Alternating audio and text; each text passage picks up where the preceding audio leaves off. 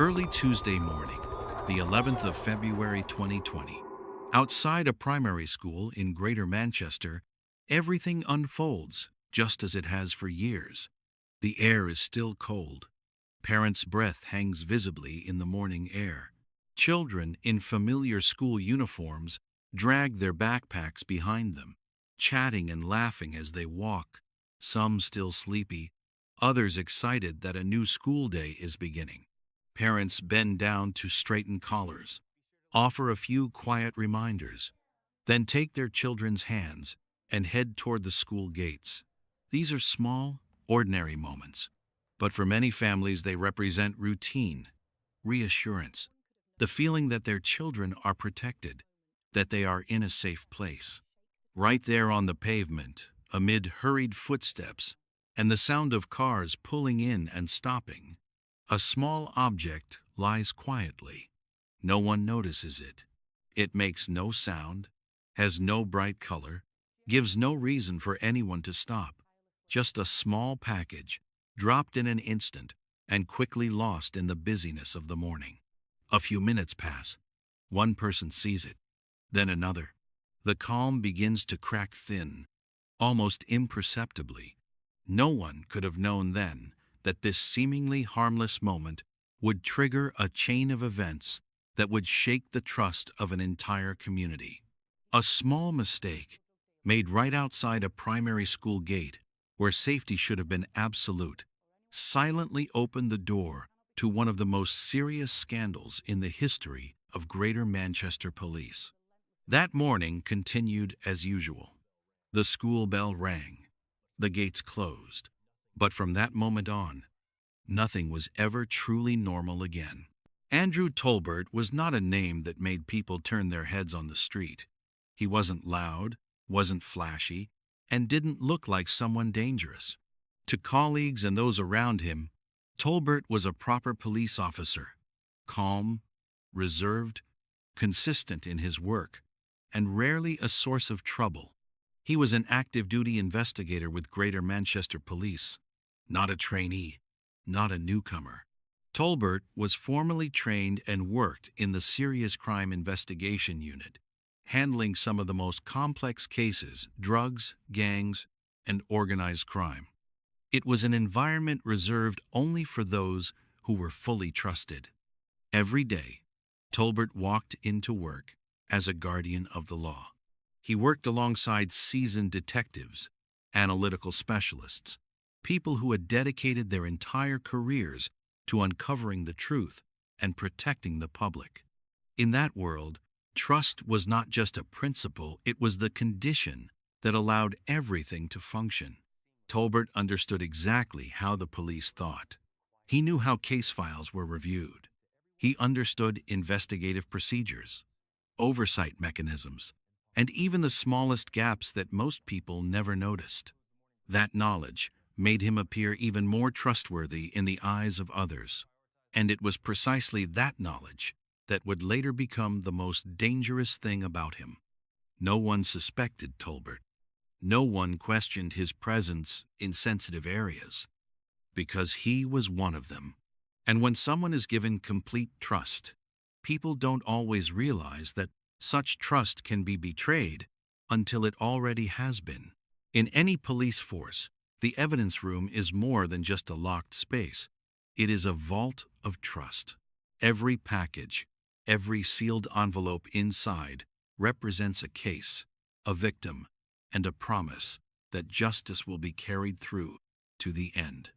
Inside are drugs seized from gangs, cash taken from illegal transactions, weapons that have caused injuries, sometimes taken lives.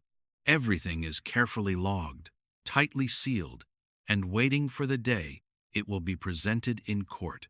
That system can only exist if the people granted access are absolutely trustworthy. Andrew Tolbert was one of them. As an investigator in the Serious Crime Unit, he had legitimate reasons to enter the evidence room. On paper, every access was valid. There were no irregularities, no alarms, no questions raised. Colleagues saw his name in the logbook and assumed, without hesitation, that Tolbert was simply doing his job. But it was within that silence that things began to slip off course. Tolbert did not take entire packages of evidence. He understood that would immediately draw attention. Instead, he chose a more subtle, quieter method. He opened sealed bags and removed very small amounts of cocaine, then resealed them almost exactly as before. No rush, no panic, just a little at a time, small enough that no one would notice right away. The drugs were hidden on his body, concealed beneath the clothing of a police officer on duty. When Tolbert left the building, no one searched him. No one suspected a thing. He walked out looking entirely ordinary, just as he had hundreds of times before. The system of trust was functioning perfectly. And it was that very system that allowed the abuse to begin silently, methodically, and far more dangerously than anyone could have imagined at the time. At first, it was just routine visits to the evidence room that no one paid attention to.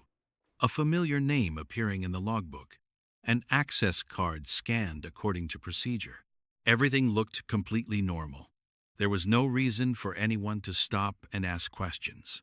But then those visits began to repeat, week after week, month after month. Andrew Tolbert returned to the evidence room more often than necessary, yet the difference was too small to raise suspicion. In a busy system where hundreds of cases overlapped at any given time, those numbers passed by like harmless details. Each time, Tolbert took a portion of cocaine. Not much, not enough to cause immediate disruption, just a small amount missing, carefully concealed inside evidence bags that had been resealed. On the surface, everything appeared intact. The seals were still there. The records still matched. No alarms were triggered. Over time, however, those small portions added up gram by gram, visit by visit. The behavior was no longer random. It became a habit, a private routine, repeated with cold precision. Tolbert knew exactly what he was doing, and he also knew that if no one looked closely, no one would notice. The system's silence continued not because it was absent, but because it trusted too much. That trust ensured that the necessary questions were never spoken aloud.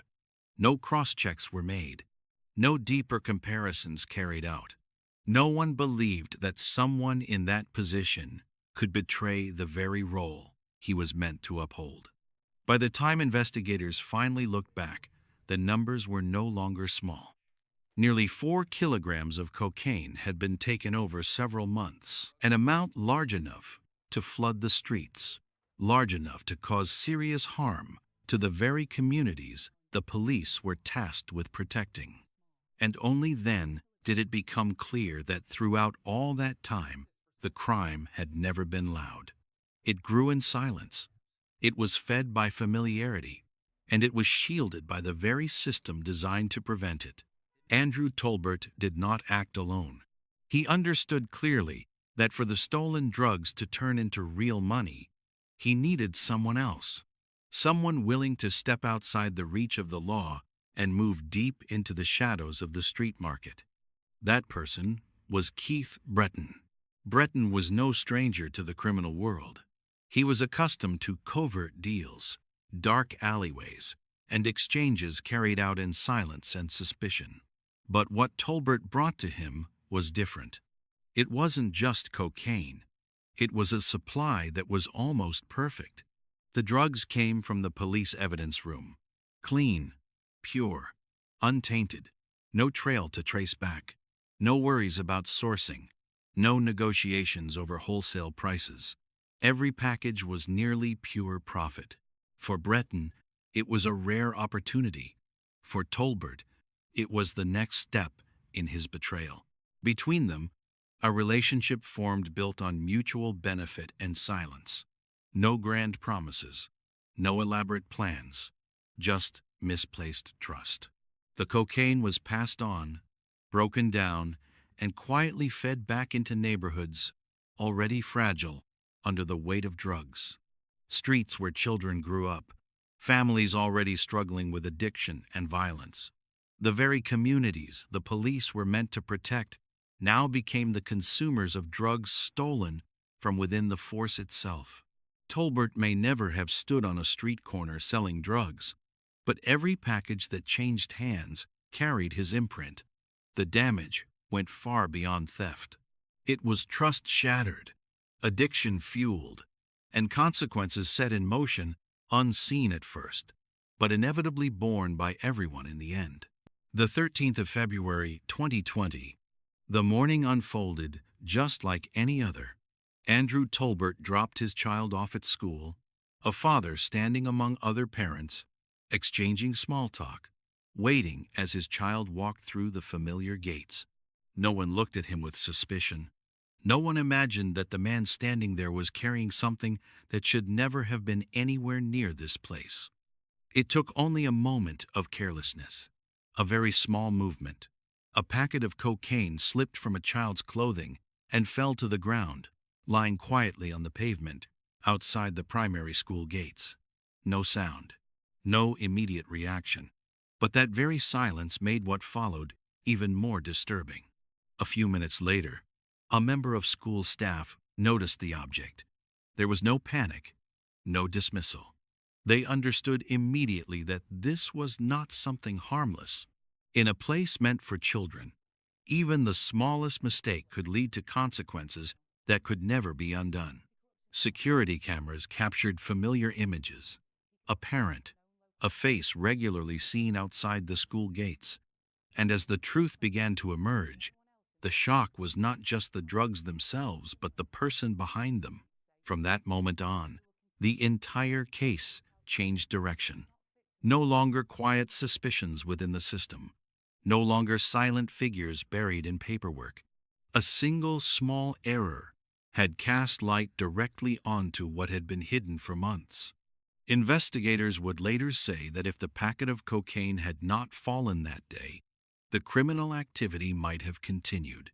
But it was that moment, outside a school gate, a place meant to be absolutely safe, that turned an internal secret into an undeniable scandal.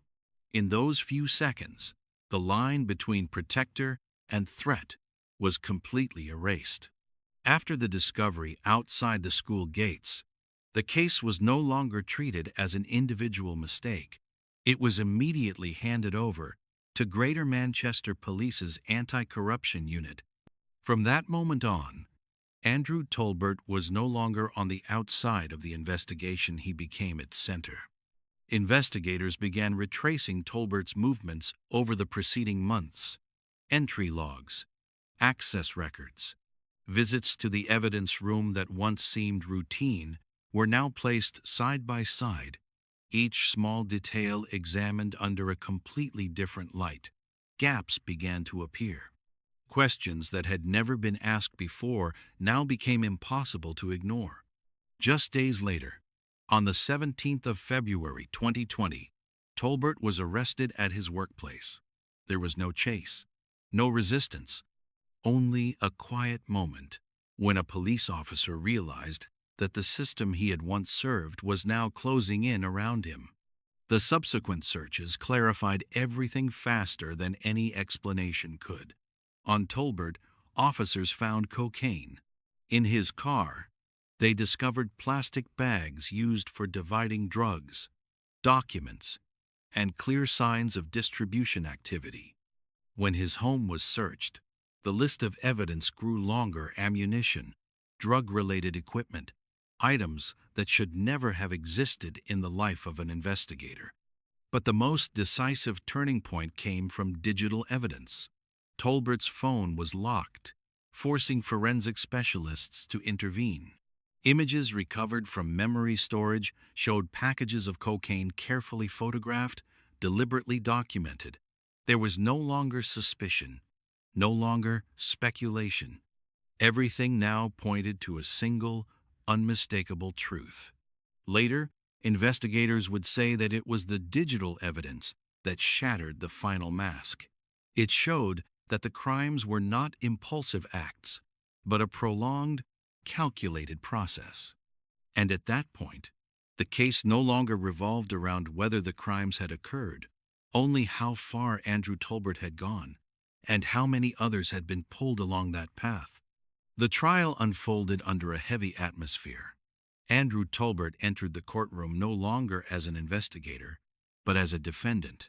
The man who once stood on the side of justice now faced the very system he had exploited. No badge, no authority, only lowered eyes and a long, unsettling silence. In court, each piece of the puzzle was laid out. The repeated visits to the evidence room, the quantity of cocaine stolen, the connection to Keith Breton, the misuse of police computer systems to support criminal activity. Every detail was presented slowly and clearly, leaving no room for denial. The judge stated plainly that this was not just a drug case. It was a betrayal of an oath, the oath to protect the community, the oath to uphold the law. When someone in such a position betrays that role, the damage goes far beyond money or drugs taken. It erodes public trust and casts doubt over every investigation that follows. Tolbert was sentenced to 19 years in prison. His police career ended in that courtroom. Everything he once represented collapsed the moment the sentence was delivered. Keith Breton, who profited from the stolen drugs, also received a lengthy prison sentence. In the years to come, analysts would describe this case as a bitter warning. No system is immune to corruption if trust is not matched by oversight. And when an oath is broken from within, the consequences are not limited to prison terms, but leave a deep fracture in the trust of an entire society. When the case of Andrew Tolbert came to an end, many believed the story was over, but that was only half of the picture. The other half did not unfold in police offices or solemn courtrooms. It began with an ordinary, deeply human friendship and ended with a loss that could never be replaced. Dom Ansar and Ben Gillum Rice had known each other since they were 4 years old. They first met in a school playground, a place where children play without knowing fear or hatred. From that day on, they grew up together. They attended the same schools, shared afternoons after class, bursts of carefree laughter, and the unfinished dreams of adolescence. Both families often said they were more than friends. They were like brothers. One was almost always present with the other. When Dom appeared, Ben was usually there. When Ben laughed, Dom was the first to hear it. Their bond was built over years, through the changes of youth, and it was never questioned. Ben was easygoing and kind, someone who brought a sense of calm to those around him. He loved football, enjoyed spending time with friends, and had just begun taking his first steps into adult life by working alongside his father. Dom, by contrast, was energetic and outgoing, full of life, always at the center of conversation. His family said he rarely stood still, living his youth to the fullest. Looking back, investigators would later say that Dom and Ben were never the intended targets of any act of retaliation. They were not part of the gang world. They were simply young men growing up, accidentally standing at the intersection of mistakes made by others long before. And it is precisely that fact that makes their story more heartbreaking than anything else. Saturday evening, the 19th of October, 2019. A house in the Emerson Valley neighborhood was lit up. Inside, a 17th birthday party was taking place. Small, private, attended only by familiar friends. There was nothing remarkable about it. The music played just loud enough. People moved between rooms, laughing, taking photos, enjoying the sense of freedom so characteristic of youth. Dom Ansar and Ben Gillum Rice arrived like any other guests. They carried no worries, no sense of foreboding. For them, it was simply a normal evening, one where 17-year-olds could briefly forget about school, work, and responsibilities and think instead about simpler things. casual conversations, plans for the future, laughter that rang out, unaware it was about to be cut short. The atmosphere inside the house felt safe. A party in the suburbs, in a quiet neighborhood, where parents believed their children were somewhere free from danger. To the adults, it was an innocent gathering. To the young people inside, it was a moment of carefreeness, a belief that the world was still under control. What no one in that house knew was that elsewhere, very different decisions were being made. While Dom and Ben stood amid the music and lights, they had no idea that others were moving toward Emerson Valley with entirely different intentions. Later, investigators would say that it was precisely this innocence that made the tragedy stand out. There were no warning signs, no direct conflict, only a moment of youth placed in the wrong place, at the wrong time. Before the birthday night in Emerson Valley, tension had already been smoldering in another corner of Milton Keynes. These were not sudden arguments, but long-standing conflicts between groups of young men, places where honor, territory, and ego were inflated to dangerous extremes. In that world, public humiliation could feel heavier than a physical wound. Months earlier, one of the people who would later become an attacker had been lured to a secluded area. There, he was beaten, humiliated, and most damaging of all, filmed. The video did not end with the violence itself. It was shared. It spread. It was replayed in group chats and on social media, becoming a constant reminder of weakness and shame. To outsiders, it may have looked like just another clip, but to those inside that world, it was a stain that could not be erased. The humiliation was never openly discussed, yet it grew with every replay, every comment, every mocking glance. Alongside it, the idea of revenge began to take shape slowly, but inevitably. Investigators would later confirm that from that point on, the tone of conversations changed. It was no longer just anger, no longer complaints. It became questions about how to reclaim honor, about what needed to be done to erase an image of weakness that had been exposed to too many people. The most dangerous truth was that everyone involved was still very young. At that age, the line between emotion and action is fragile. Impulses easily overpower reason. And when humiliation is nurtured in silence, it can become the driving force behind decisions that cannot be undone. That night, those decisions left the phone screens and entered real life, with consequences none of them could fully imagine. While the party in Emerson Valley was still filled with music, elsewhere in Milton Keynes, a taxi was called. It was not random, not the result of a chance encounter. That journey was the outcome of earlier conversations, of decisions that had already been discussed, weighed, and agreed upon. 5 young men got into the vehicle in silence. The atmosphere inside the taxi was heavy, unlike an ordinary weekend ride. No jokes, no loud laughter.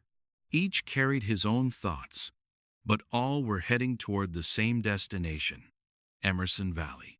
Weapons were concealed beneath their clothing, knives, machetes, objects that would never belong at an innocent gathering. Investigators would later emphasize that these were not items picked up along the way. They were brought deliberately, with a clear awareness that violence was possible, perhaps even inevitable. As the taxi moved on, the final boundary between thought and action slowly dissolved. Every meter traveled was another step toward an irreversible decision. No one asked to get out. No one told the driver to stop. That silence would later be understood as part of a dangerous consensus. When the taxi stopped near Archford Croft, everything was already set in motion.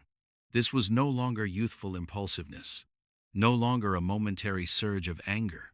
What followed was the result of preparation, of choosing to cross a line they should never have touched. And from the moment the car door opened, the road ahead led only to tragedy. Just after midnight, the calm inside the house on Archford Croft was torn apart. The back door burst open. Rushing footsteps flooded a space that moments earlier had been filled only with music and laughter. In an instant, everyone realized this was no longer a party, but a deliberate intrusion. Panic spread quickly. Guests scattered, searching for hiding places in bedrooms, behind doors, or rushing toward narrow exits. Screams erupted, overlapping, broken. No one had time to understand what was happening, only that danger had arrived in the very place they believed was safe. Ben Gillam Rice was stopped in the living room area. He had no time to react, no chance to run. The attack was swift, violent, and overwhelming. Knife blows were delivered in rapid succession within a matter of seconds. 6 stab wounds, one of them fatal, piercing his chest. Investigators would later say that the level of violence showed this was not a random scuffle.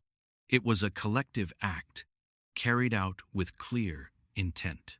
Ben collapsed in the middle of the room that, only minutes earlier, had been filled with the laughter of youth. Around him, the chaos continued. But for Ben, everything had already stopped. A 17-year-old boy, who had only just begun taking his first steps into adulthood, would never have the chance to stand again. And in that moment, the tragedy became irreversible inside a house that had seemed completely harmless. Unlike Ben, Dom Ansar managed to react on pure survival instinct. When the attackers flooded into the house, Dom turned and ran. He pushed past others, sprinting toward the exit, carrying a fragile hope that if he could just get outside, everything might end. In that moment, Dom was not thinking about gangs or grudges.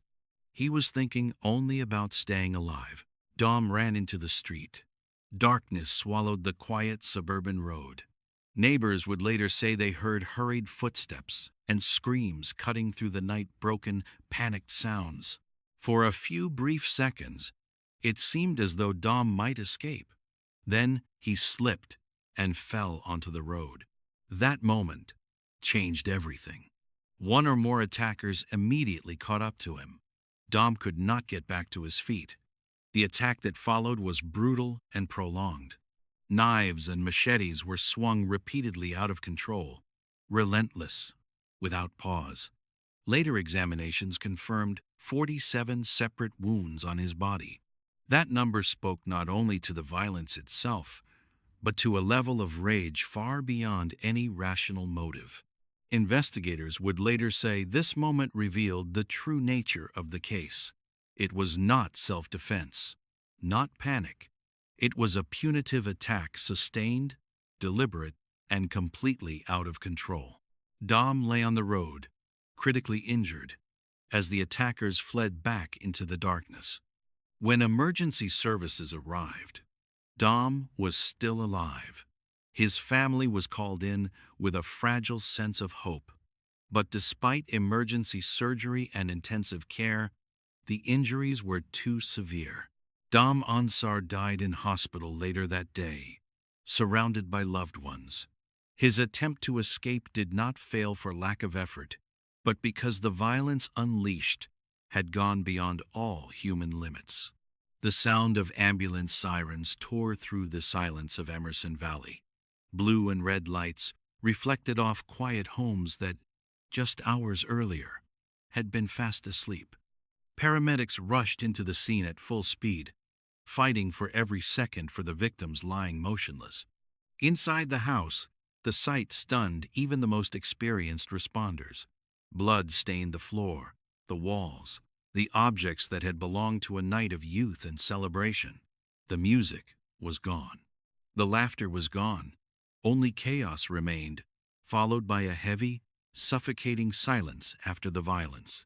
Ben Gillam Rice was pronounced dead at the scene. His injuries were too severe, too swift, leaving no chance at all. Outside on the street, Dom Ansar was placed into an ambulance in critical condition. Doctors did everything they could, treating him while in transit, clinging to the fragile hope that he might still survive. Families were notified. Phone calls in the middle of the night. Rushed footsteps toward the hospital. For them, time seemed to stop.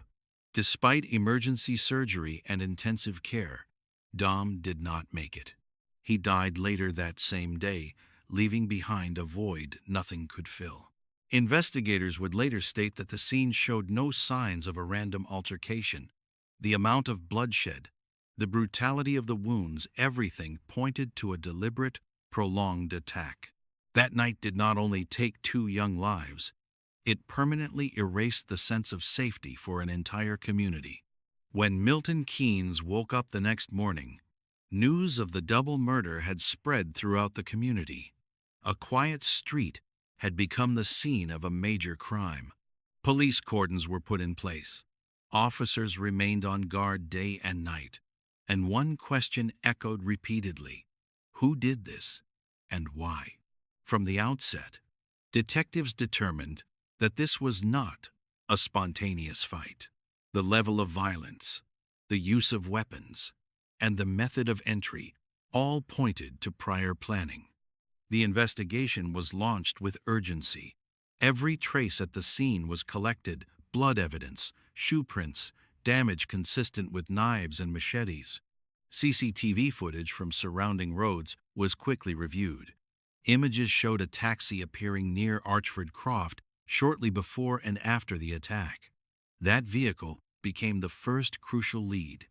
Booking records confirmed a route from West Bletchley to Emerson Valley within the relevant time frame. From there, the picture began to sharpen. Mobile phone data showed the suspects moving together. Cell tower locations matched the taxi's journey.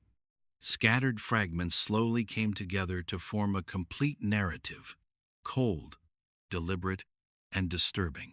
Arrests were made in stages. Some individuals were questioned and released pending further analysis of evidence. Others were detained again as digital data and witness statements strengthened the case. Investigators would later say that it was patience and the relentless tracing of even the smallest details that brought them closer to justice, step by step, in a case whose consequences had gone far beyond anything ordinary. The trial lasted for weeks, with every detail of that night brought into the light. 5 defendants sat in the dock, while behind them were families carrying grief that had not yet begun to heal. Inside the courtroom, the atmosphere was heavy. Every testimony, every piece of CCTV footage, every forensic analysis forced a return to moments no one wanted to relive but could never forget. Prosecutors argued that this was a coordinated, premeditated attack, and that everyone involved bore equal responsibility. No one could claim to have stood on the sidelines. The moment they stepped out of the taxi with weapons concealed on their bodies, violence became inevitable. The jury listened, deliberated, and reached its verdict. Guilty verdicts were delivered. Life sentences were handed down, each with minimum terms stretching decades into the future. In that moment, there were no cheers, no sense of victory, only a deep, oppressive silence, because everyone understood that justice on paper could not bring Dom and Ben back. When it came time for the victims' families to speak, the courtroom fell completely still. Ben's parents spoke of a boy who filled their home with laughter, of a bedroom now empty, of mornings without the sound of his voice. Dom's family recalled holding his hand in the hospital, believing he would survive, and the crushing moment when that hope was taken away. They said the sentences were necessary, but the pain would never end. Each passing day was a reminder that 2 17-year-old boys had their futures stolen. In the end, analysts would say that this trial did more than judge 5 individuals. It exposed the devastating cost of youth violence, a cost no sentence can ever truly repay. 2 cases, 2 different settings. On one side, a police officer entrusted with upholding justice. On the other, teenagers pulled into a spiral of violence. On the surface, they seem unrelated, but when placed side by side, a cold and unsettling common thread begins to emerge. Both stories begin quietly. No gunshots, no immediate chaos, just small decisions made in silence. One man believing he would never be discovered. A group of young people believing violence would restore their honor. And choice by choice, step by step, everyone was pushed further down a path from which there was no return. Andrew Tolbert betrayed his oath gradually, while a system trusted too deeply to notice in time. Those who attacked Dom and Ben allowed humiliation and ego to guide them, while no one was clear-headed enough to stop and turn back. The final outcome was heavy sentences, shattered families, and communities stripped of their sense of safety. In hindsight, investigators and social experts alike have said that violence rarely erupts out of nowhere. It is nurtured by silence, by warning signs ignored, by moments when someone could have intervened but did not. When those cycles are not broken, they repeat again and again, in different forms. When the screen fades to black, what lingers is not simply the question of right and wrong. It is the question of what we can do so that mornings at school gates, youthful celebrations, and oaths to protect the community no longer end in tragedy. Because in these stories, no one truly wins. Only loss remains.